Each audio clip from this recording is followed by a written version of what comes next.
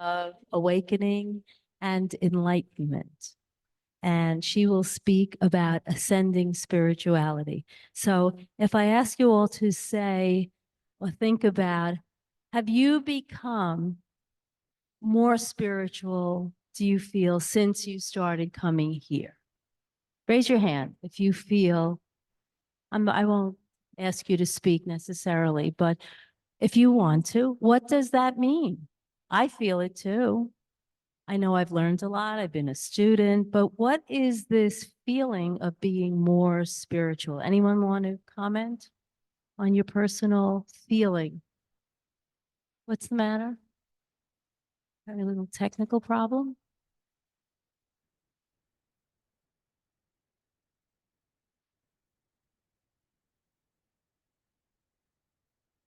Pause. You have nothing to do on a Thursday night? Call a friend and come on down to Harmony House. They're not hearing?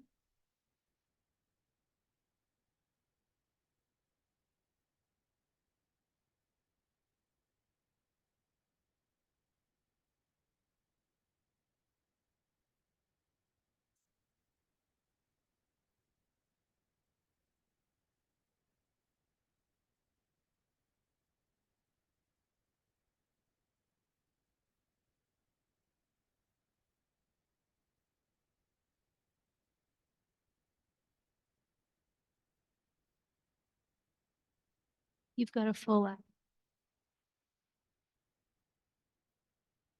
So, what? They can't hear at home, right? Are we good? Okay. So at least you will get Sister Tina. And anyway, back to the question of spirituality. What do we mean when we say we feel more spiritual? Anybody want to? Yeah.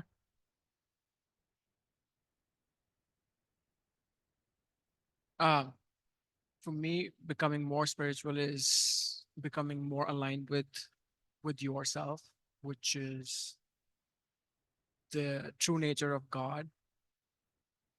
Well, it's a long journey, and coming here is basically a constant reminder that what you say has a significant impact on others, as well as it comes back on you as well. So the power of your words that you emit out or emit out um, leaves significant impact on people as well as on yourself. So it's a reminder, which I think it's a reminder. That's it. So it helps me on my spiritual journey. If I'm hearing you right, I know, and I'm spiritually fit, I will be able to take a situation and assess and think and then respond.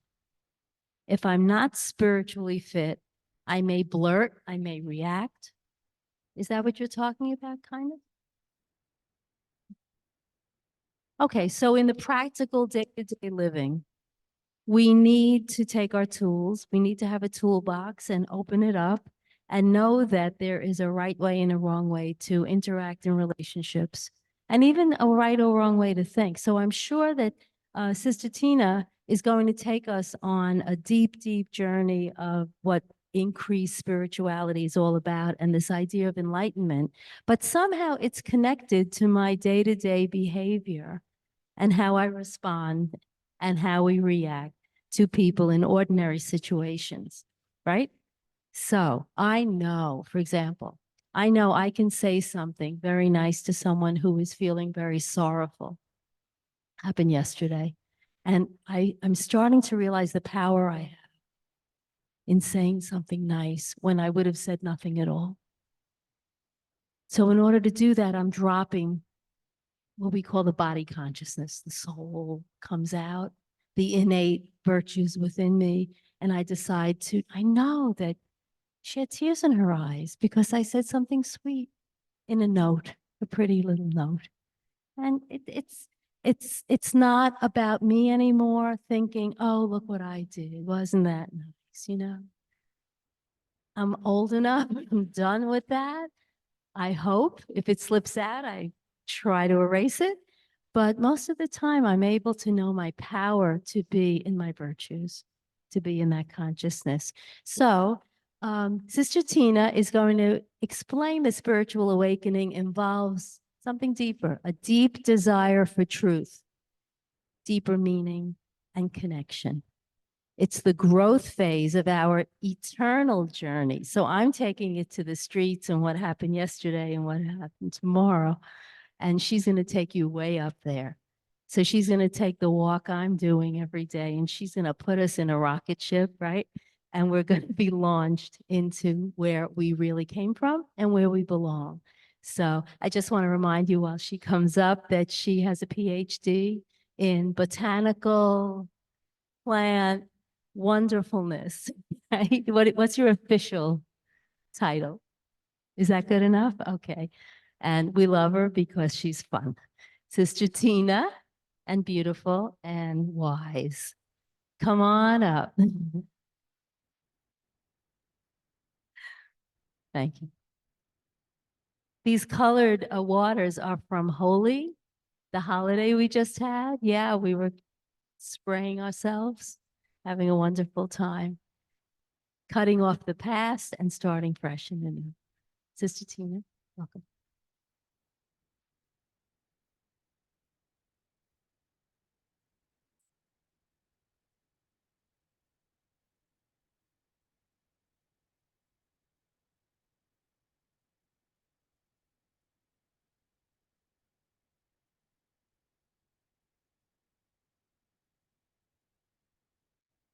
Om Shanti. Good evening. So I know that I'm going to be co-host. Okay, so I need to share my PowerPoint.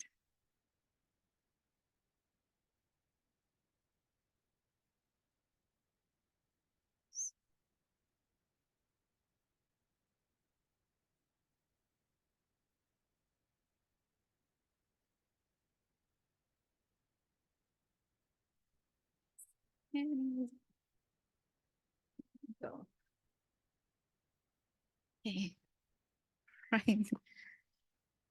Thank you for coming. I know it's Friday tomorrow, Easter Friday, and people are preparing for that. So it's good that some of you came. I am actually wondering, did the topic pull you here, or did I pull you here, or you just came because it's Thursday night? Both, okay. So it's very, very fascinating topic, I feel, this whole theme of awakening and ascending. And I've been so fascinated by this whole thing of ascension and looking at my own journey through life. I was just thinking, when Luis was sharing about how you walk the path. So, just looking back at my own journey, I feel that when I was moving into those steps of ascension, although completely unaware at the time, um, so on one hand, I feel that, it's not absolutely necessary for us to know the salient features or the signs or the symbols, of whatever is going on. But at the same time, when you are starting to step into that unmarked kind of territory, right, of self-discovery, then sometimes to carry a GPS or a map is helpful, right? It helps the traveler to reach the destination, if you will, with a little bit ease and with the most efficient route that he could be there. So, with that disclaimer, I want to say that whatever I'm sharing today, they're not the standards, if you will, but they're just indicators and they will help us. They will guide us as we try to map our own journey and find for ourselves or try to see where do I fit, where am I in my own spiritual journey and how does the trajectory look and where I would like to reach in, next few years or few days or whatever you want to call it. So with that little bit of background, diving deep into this topic, I want to say that ascending spiritually is nothing but it's a process of letting go.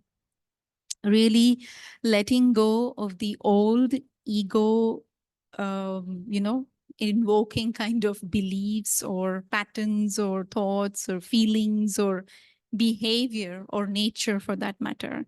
And so when you're able to let go of that old self, you're also able to advance towards raising your own level of consciousness or raising your vibrational energy to higher frequencies, raising your awareness of knowing who I am in my true identity, if you will. And so that's what I feel is this process of letting go. It also is a very vital process for the self growth or for personal journey, personal growth.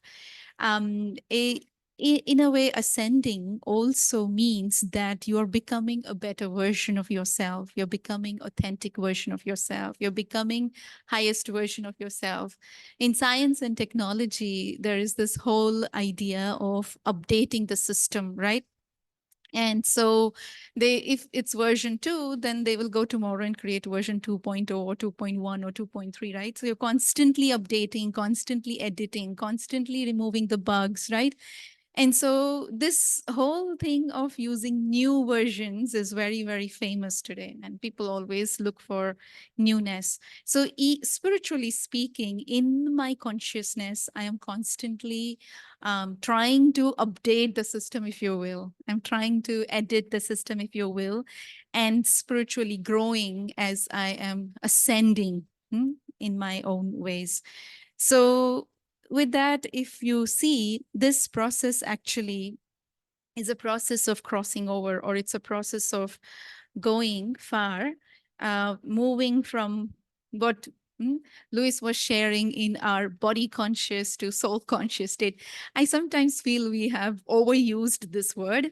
And so I came up with some other list of words. It's like you're moving from material dimension to immaterial dimension, from physical to non-physical, from being in ignorance to being in light or being aware, from being in limited consciousness to being in unlimited consciousness, from duality to non-duality, from personal to impersonal, from individual to collective, from being human or being body to being divine, being spiritual, from that false identity, which is based on this physical costume or physically what I am taking, to that true real identity, if you will, which is not dependent on anything external, if you will, from being in that divided consciousness of I, me, my, yours, all of that, to that undivided or united kind of consciousness. So this is the process, this is the journey. And of course, whichever word you feel more comfortable, you can take it. But any one you choose, you're actually going higher, meaning you're reaching in this stage. When you are here, automatically you will be able to experience all of this eventually. You don't have to strive for each one by one, but it will naturally happen. And it's sometimes an automatic process, and it is sometimes happens naturally, gradually, but many times it is our experiences in life which kind of are so powerful in their own ways that they change the trajectory of our life, and they become the catalyst for us to reach this stage, if you will. Nobody is pushing you. Sometimes it is a conscious choice. Sometimes it is a personal decision that I'm making, that yes, I want to let go of this old me. I want to let go of this older version. I want to let go of this limited self and step into that unlimited realm, or step into that more happy self or new version of myself, or the higher version of myself. So it's a conscious decision that I'm making. And so for this, sometimes it's important that you are vulnerable and open and, brave enough to walk on this path of self-discovery, because you could discover things that you might not like, right? But it's okay, because we know that this is the process of ascension, right? So it's very interesting. Sometimes people just say in very, very simple terms, even within the teachings of Brahma Kumaris, we say that we are moving from physical consciousness to more subtle consciousness, and from subtle to more spiritual and pure consciousness, if you will. So this is the path, if you will, you have to go. But before I go any further, I do want to bring this home, this message that I once heard from one of our most senior teachers in Brahma Kumari, Sister Jayanti. She was here one time and she shared this, and this is her quote actually, that balance is a forerunner of perfection. And it just stayed with me, maybe because I was studying about this whole idea of how the perfect beings or the divine beings look like. And when she said this, it rang a bell inside of me, because I remembered my own journey. I remember when I started, I was teenager. I was just pass out from 10th grade, and I was in 11th and entering into my 12th grade, which is where we give board exams in the schools that time. So when I got introduced to this knowledge, it felt like I was so thirsty for knowledge. I was seeking for truth. Although I am completely unaware of it, but in retrospect, when I think, I was looking for knowledge. I wanted to know more. I wanted to just learn everything today. So I read so many books. I was just reading and reading and reading. And in doing so, I tilted towards knowledge more, and I didn't keep that loving balance of the outside world and the inside world, if you will. And I used to be the topper in my class all the time. And for first time in history of my life, I flunked in my internal exams. And that was like a big eye opener. What happened here? I'm practicing meditation. And if my parents know that I flunked, it will be completely, going in different directions. So I had to pull myself up, bring that balance of outer world and inner world, if you will. And so before these points that I was sharing, the journey, you have to maintain this balance somewhere when you're here. You're constantly learning and experiencing in this realm. You're constantly growing in experiences that you have to integrate from this place into this place, if you will. You can't leave the physical dimension and constantly sit in the non-physical dimension, right? But you travel to the non-physical dimension, if you will. You bring the experience and you integrate that experience into the physical. So that is one kind of balance that I am talking about, where you really have to understand that you're not going in one direction more than the other. And then the second example from my own journey that I remember is the example where I set unrealistic standards for myself. And what I mean by that is, when I started this journey, I was the first one in my family. And I told myself, I'm practicing peace, I'm meditating, so I'm not going to get angry. I will never get upset. I will not argue with my siblings. And I had a younger brother. I have a younger brother, and I always used to fight at that time with him. So when I used to come home after practicing my meditation, I would see, no matter how much I tried, I would get upset. I would end up having an argument with someone at home, and I would end up being, very angry. So I felt extremely bad. I felt a lot of guilt. I felt overwhelming. And it is at this time when you feel you cannot chew what is there on the plate, right? And if you still try to eat all of that, then you might not be able to digest it properly, and therefore you might either vomit or do something, right? So it's the same thing spiritually speaking. If I am setting too high goals for myself, then I end up feeling overwhelmed to a degree that I feel I can't do this. I can't practice this. This is too much. This is not going, this is a very high goal for me. I won't be able to reach this. And so setting unrealistic standards is not going to help us. We have to keep that balance, knowing where we are, being true to where we are in the present moment on our spiritual journey. So that balance of love and wisdom is really, really important. It's like knowing that I am an infant on this journey, or I am a newbie on this journey.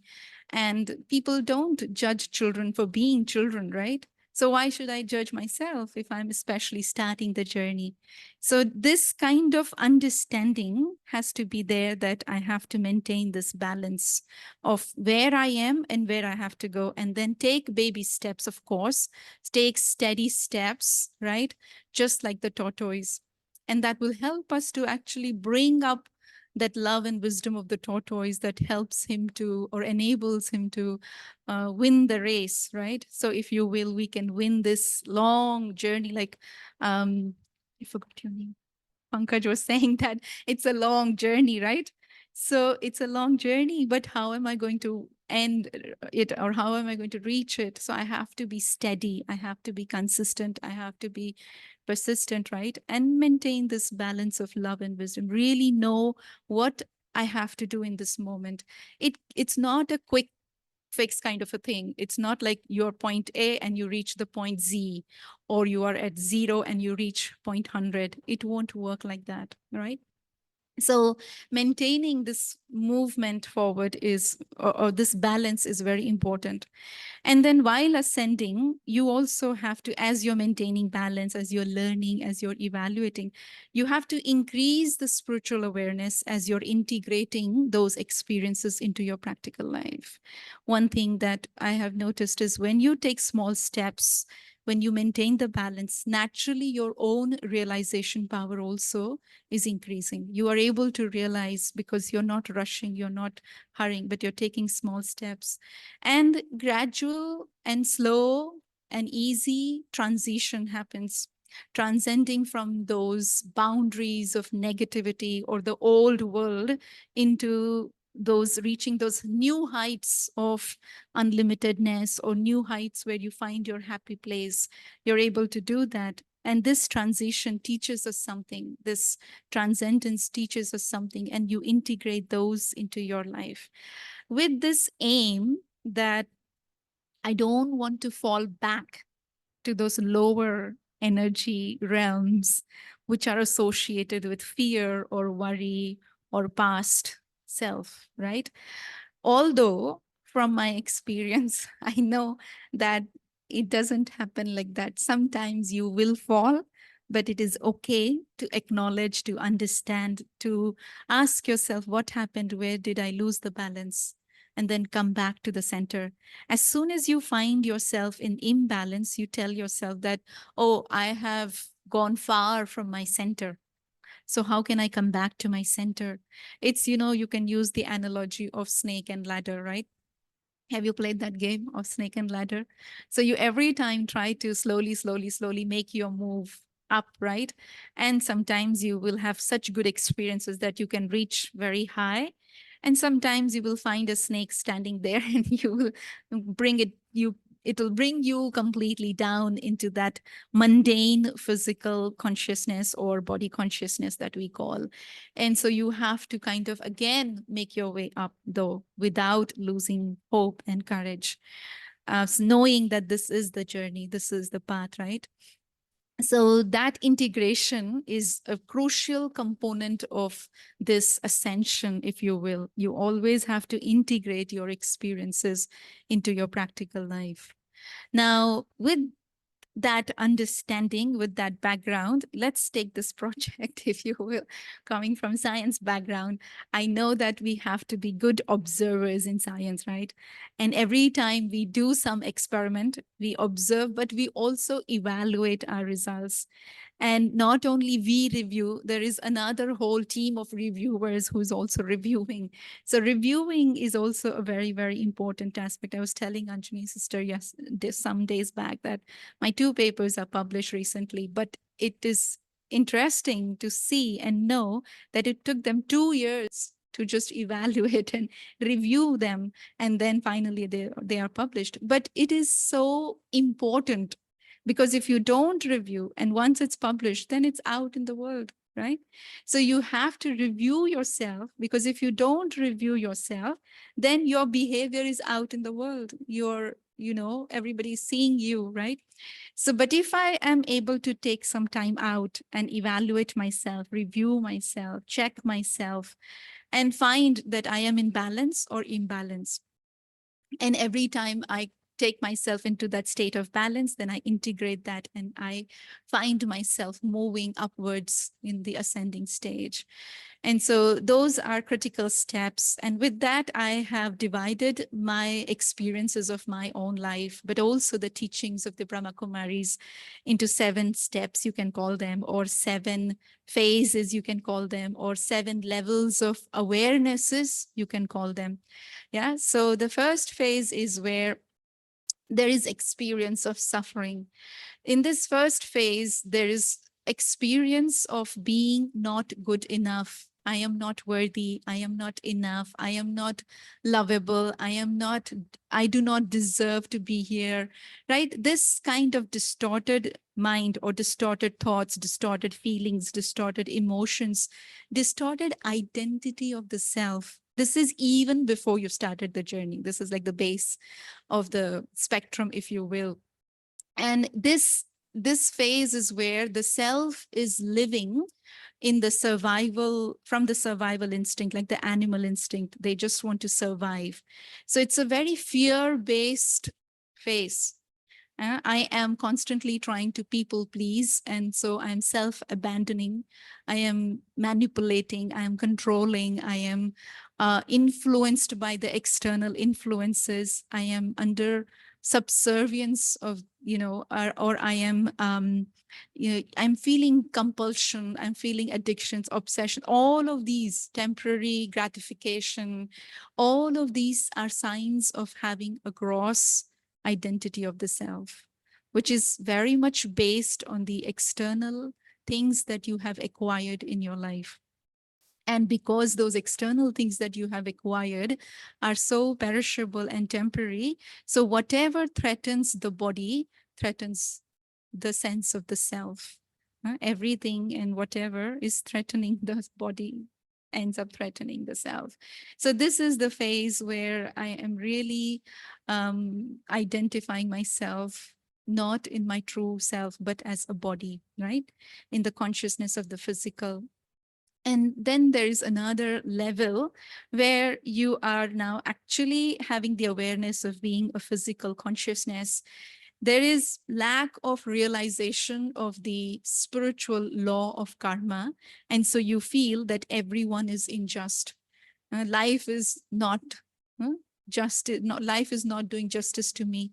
So you blame yourself, you blame others, you blame God, you blame life, you're blaming everybody. So in this phase, maybe on the upper superficial level, it looks like life is good, everything is normal, but that normal is really influenced by the external. Like they feel anger is normal, but actually it's not normal, right? So in this phase, internally, you're still feeling unhappy. You're feeling very, there is a sense of suffering. There is a sense of lack. There is a sense of discontentment.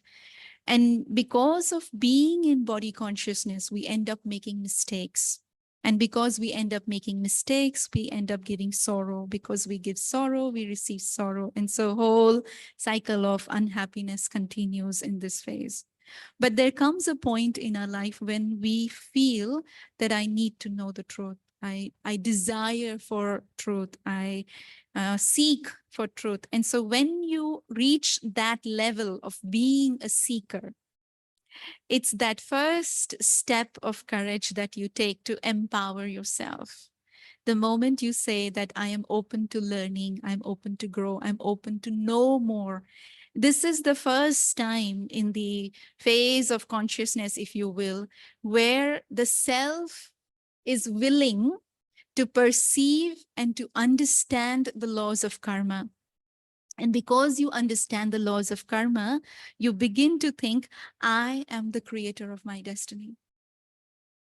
I have the power. And so the questions you would end up asking is, how can I create a positive experience for myself? How can I make this relationship work? What is there for me to learn in this scene, in the bigger picture of life? So the understanding of the spiritual principles, spiritual laws, or the mental laws is so clear. Like, for example, the principle of sowing and reaping, that if I sow good seeds, I will reap good fruits, right? If I sow positive seeds, I will get positive fruits. Or law of give and take. If I give you love, I will receive love, for example. Or the law of, for example, you can say the law of entropy, things will move in the downward movement, but can I not be affected by them? So these are some of the laws: law of attraction, for example, law of visualization, law of faith, right? So when I begin to perceive these laws, these principles, then I am actually tapping into my mental energy. I am actually tapping into my thought powers, using them to my advantage, so that they can work in my favor. My thoughts can work in my favor. And that is the biggest resource or power that the human being has, is the power of the mind that can be used. And so you begin to empower yourself in this stage. And as you move forward on your journey, you reach that place where now you're actually awakened to your own true reality, where you begin to understand who I am, who I belong to, where I have come, what is my higher purpose. You begin to be awake to the awareness that, yes, I am that conscience. I am that light. I am that divine being. I am not this body, but I am the light which is housed in this body. I am this being who has the control over life because I understand the spiritual laws. And so when I am awakened to my reality, I understand really that my eternal original self is pure, is light, is divine. So there is no space for ignorance, right? You are in that state of enlightenment in this mode. And it is in this place of awakening where you are also now able to increase your own self-respect. You're able to increase your self-worth. Your confidence goes up. You're able to respect all forms of life, because you know that just as I am this sentient being, point of light, so everyone else around me is the same. Your heart expands, you open, you become more compassionate. There is no feeling of lack, if you will. So it's a kind of giving you this picture of knowing the truth. It is beginning to give you the realization of the self in its true form. And then when you continue this journey and continue to move forward, you come to a place where you find that I am whole, I am enough, I am good, I am beautiful, I am full, I am totally expanded. You feel that energy of fullness. Why? Because you find that you share an eternal relationship with the source energy, the source who is full of all goodnesses. And so you feel, I am innately goodness. I am pure. I am light. So I need nothing from outside, because whatever the soul needs, it gets from this connection with the divine source, right? And so this experience of fullness is there, where there is ignorance of the knowledge of desires. Your personal desires, limited desires, are completely ended. They don't remain anymore. Suffering ends. Faith brings victory in this stage. The more faith you have, the more you feel that success is your birthright. It is in this place also, because you're so full, you shine. Your light begins to shine, so much so that when your light is shining, the vibrations that you're spreading, others who are seeing you, they experience comfort, they experience help, they experience support, they experience guidance, they experience so much from you that they are enabled to go into that ascending stage. And so one of the teachings of the Brahma Kumaris is that when you are in the ascending stage, then others around you are pulled along with you to be in that ascending stage. So I become so full in this stage. You experience that I am full of all attainments, right? I am whole. That's the realization in this particular phase. And as you go further, you'll feel I am the master and the divine source is the master, right? With capital M. So basically, it is this place where you have now reclaimed, if you will, your mastery over the self 100%, your mastery over the senses. You've mastered mindfulness. You're 100% of the times awake to the awareness of your true identity. You are, mastery is there over the inner compass, if you will. You don't just fluctuate anytime, anywhere. You're very stable and you're always in that neutral stage, if you will. I don't become too happy in the moments of happiness, or I don't become too depressed in the moments of disheartenment. I remain in that stage of equanimity. And this is the mastery that we claim in this stage, if you will. But also we realize one very beautiful thing is that there is no duality in this stage. You feel that there is a bigger plan that is working through you. The master is working through you. And so I am not the doer of my actions. We use this term Karan Karavan Har, which is a Hindi term, but what it means is that the master is inspiring me to do. So basically, in this stage, I am like a trustee. I am like an instrument through whom God's task is being done.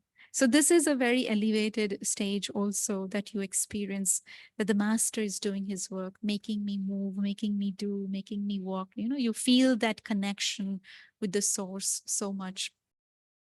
And then the final experience in meditation, usually that we have, is the experience of merging in love of one. And in this phase, there is nothing else but pure God consciousness, if you will, pure divine consciousness. There is this whole experience of oneness. And there is this whole experience that there is one reality, one source, one truth, and we all are interconnected. There is one divine parent, and we all are children of that. So that feeling of brotherhood, that sense or vision of oneness, equanimity, being together, complete union is experienced in this stage, where there is no experience of I and mine, no separation, no duality, no limitations, no differences, nothing of that low energy exists. It's like complete feeling of oneness. You have become one with the divine. Of course, divine is an own entity and I am an own entity. So you're not merging into the divine as such, but you're merging in the love of divine. And so the song that was played in the beginning is love is eternal. And that experience then becomes eternal. Right? So this is the phase where you experience complete oneness. Right?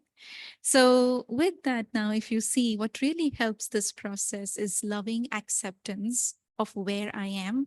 Let's say, even if I become angry, or I pass a rude comment, or I type something which is not really good, I will not feel good, no? Sometimes I text some things or I say some things and I don't feel good after that. So then I sit in my meditation and I lovingly accept myself that, okay, there was this imbalance. Now, how can I bring balance? I am not shutting myself down. I'm not saying, oh, how could you get upset? Oh, how could you do this? You shouldn't feel like, no, that is like, you remember that balance? That's like going in a very wrong direction. But instead, you lovingly accept wherever you are. And then in the company of the divine, you depart from the old. You tell yourself, okay, I departed from the center. Now I have to come back to the center. So what can I do? So maybe I can be a little bit more humble. Maybe I should be a little bit more responsive. Maybe I should be a little bit more patient.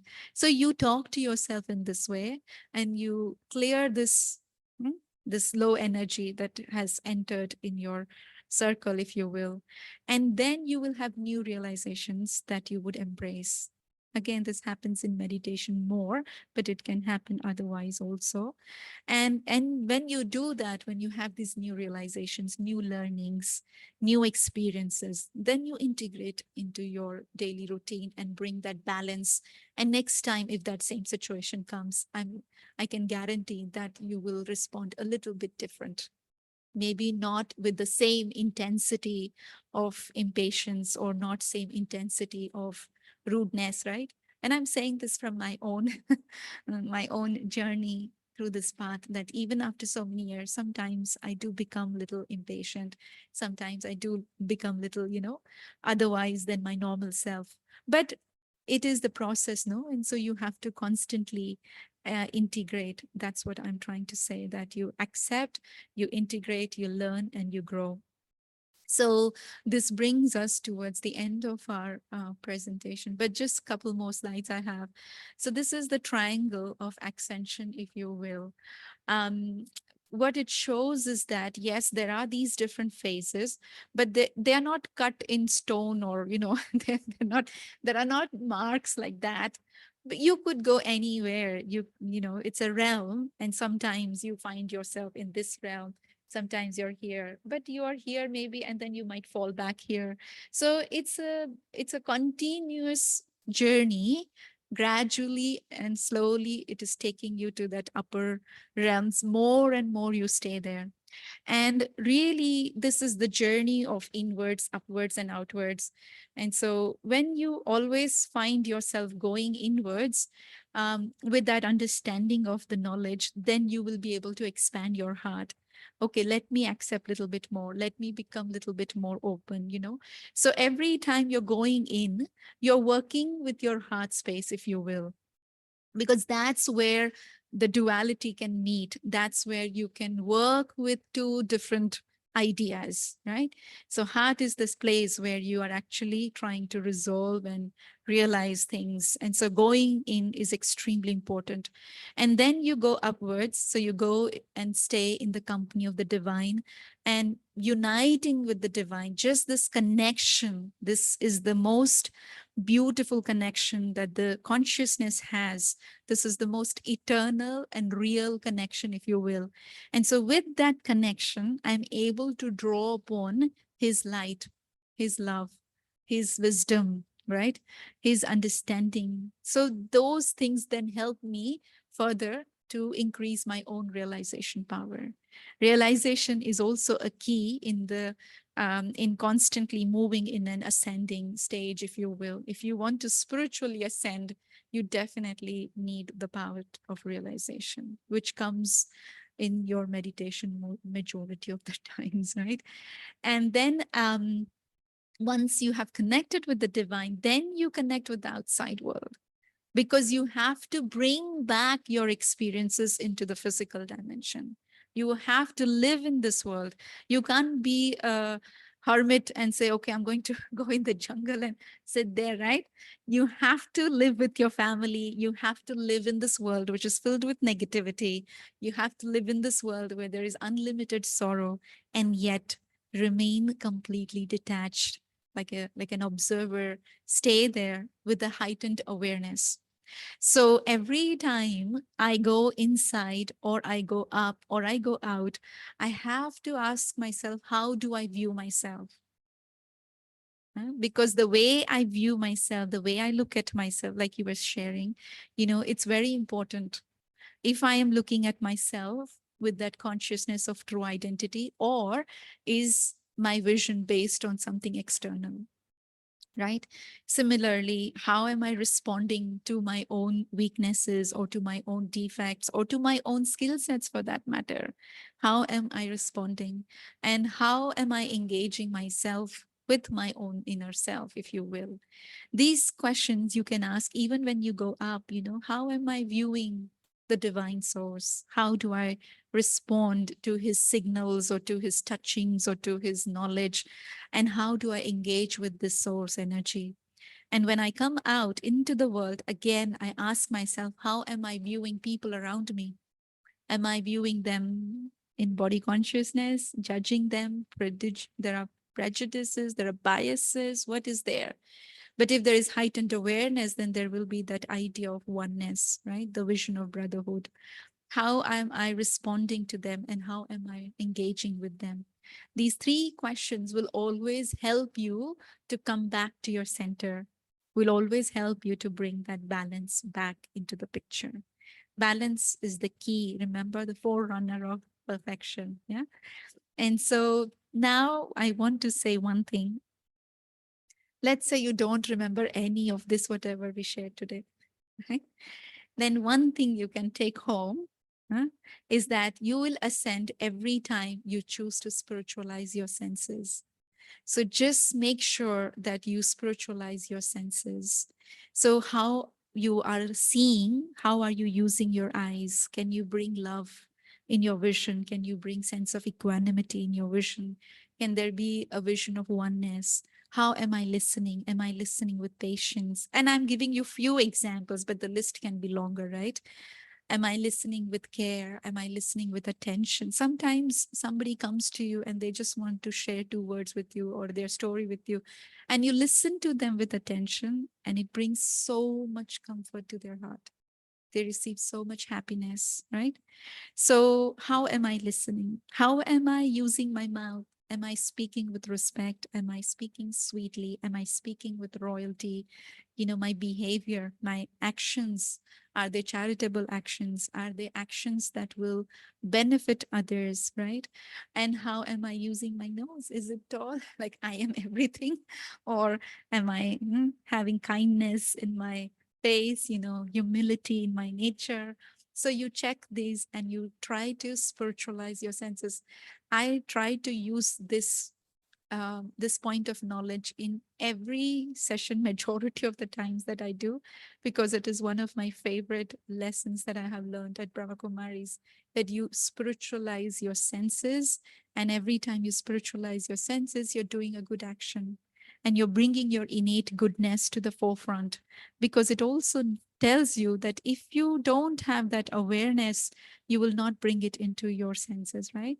And so this will really help you to constantly go in that ascending stage.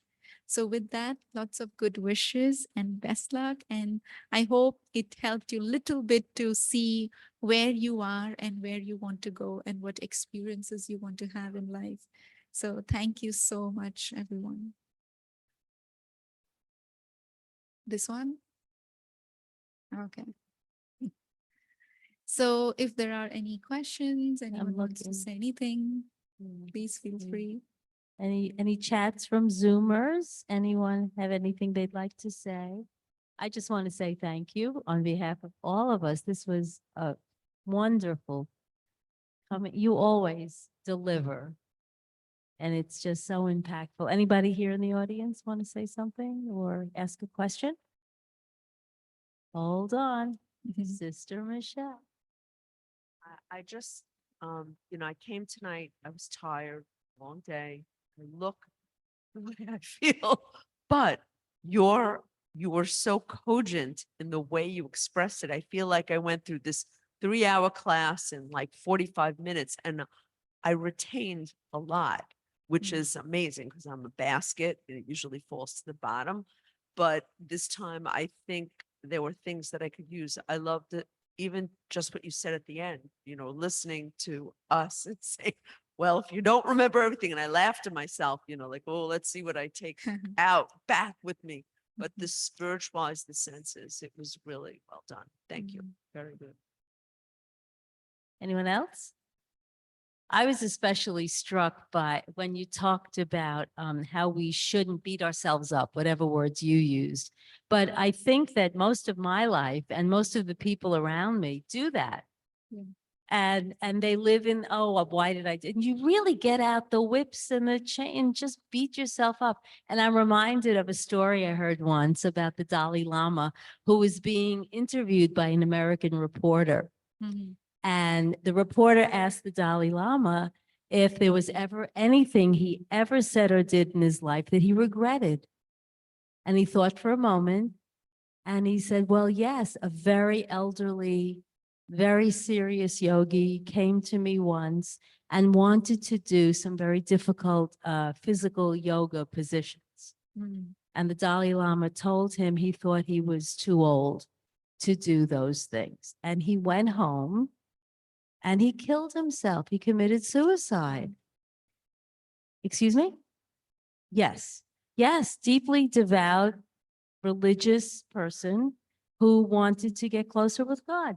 Mm. So the American reporter said, oh my goodness, how did you get over the guilt? And the Dalai Lama looked at him and did not comprehend guilt. Mm. He did not live in guilt. Yeah. It's such an American way to be. I can't speak for other countries, but it was just the most amazing thing to me that he had no conception. He said, well, I just he didn't take responsibility Mm. for that, you know?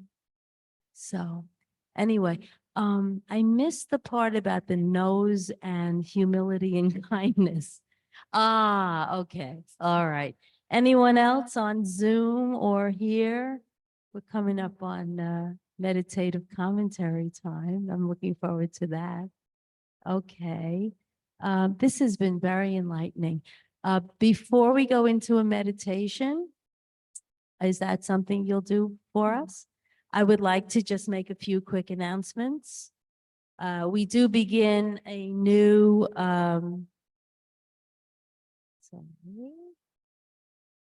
month next week. And it's called, the theme is Spring Cleaning of the Soul. And on April 4th, our very own Sister Anjani is going to launch the month talking about refreshing the soul. So that's going to be a very exciting month. We're getting very deep into the soul. And before that all happens, we have one event in March. We have, this is an in-person workshop led by our very dear Sister Carmen Palmer, some of you may know. And she is going to talk about living in self-respect this Saturday morning and staying empowered. It's in person and it's a woman's only workshop. When I respect myself, I am being authentic. I feel confident. I feel secure. I am empowered. Okay, so you do need to register. I'm sure you're all on our email list and you'll be able to do that. And with that, I think that's about, oh, we have the course in Levittown on Saturdays. And in April, we're starting an in-person new beginner's course. Here we go. Yes, it's Monday, Tuesdays, and Wednesdays, April 8th, 9th, 10th, and 15th, 16th, 17th. You'll get flyers on all of this in your email. And 6:30 to 7:30 in person. I believe that's in person only. Is that correct? Yes. And you enter through the bookshop entrance. Okay, you need to register for that. And we are still in Levittown on Saturdays. The times, has it been changed since, I thought we decided not to change the time in Levittown. It says 10 to 11:15 on the flyer instead of 10:30. Okay, so it is now half an hour earlier.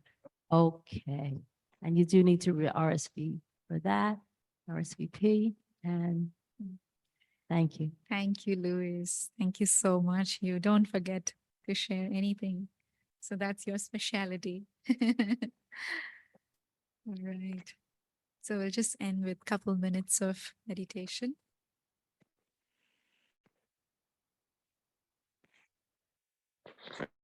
So as I sit in silence, just contemplating on my own journey so far,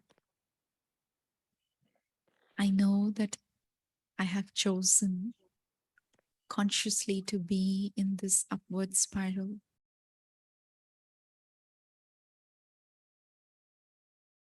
And with this conscious decision, I am willing to open my heart. I am willing to take every step of courage that I need to, so that I can expand my horizons. I can expand my inner compass. I can bring in new realizations and new experiences into my practical life. And I also know that I am not alone on this journey. I have the company of truth. I have the divine, the truth, the reality as my companion. And so the traveler is never alone. Constantly in the company of divine, I'm able to be who I truly am. I emerge that inner light and I bring my divinity on the surface. I experience that I am innately peaceful.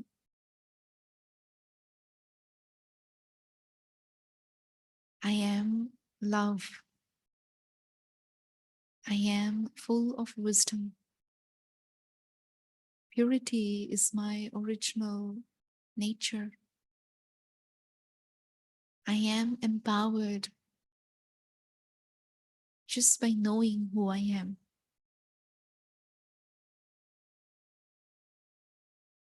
And in this state of knowing, there is deep sense of joy and happiness that emerges. For I begin to realize that everything that I need is within me. I don't need anything from the outside world. And yet I am available to share my light with all around me. Anytime, anywhere I find myself moving back into those lower energies associated with fear and past or future worries, instantly I pull myself using spiritual principles and laws. Instantly I pull myself to the higher realms. I unite with my own facets of the true nature. And in doing so, I also experience reunion with the divine source. This reunion helps me to heal and rebalance. And every time I'm able to rebalance myself, I know that I will come back into the physical dimension with an heightened awareness. Awareness of knowing that each one of us is eternally connected to one source.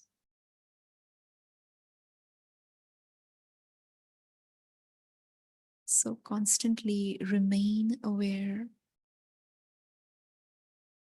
of who I am, who I belong to, and what is my high purpose in this world.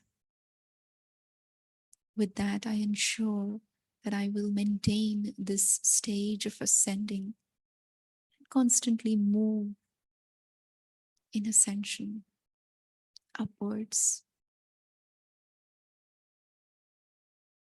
Om Shanti. Thank you, everyone, for coming, and thank you for being who you are. Om Shanti. Om Shanti. And thank you again, Sister Tina. We do have Toli and blessings for everyone on your way out. Om Shanti. Good evening, Zoomers. Shanti. And thank you, Brother Eric, up there. Shanti.